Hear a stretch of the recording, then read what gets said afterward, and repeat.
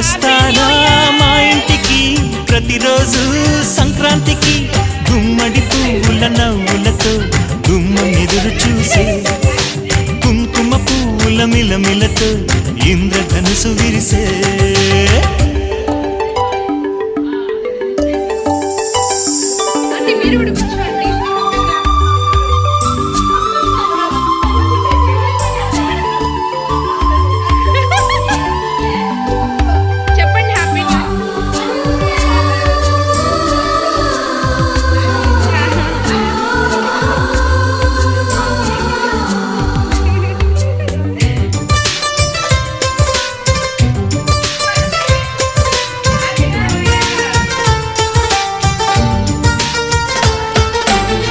ఖుషి తోటలో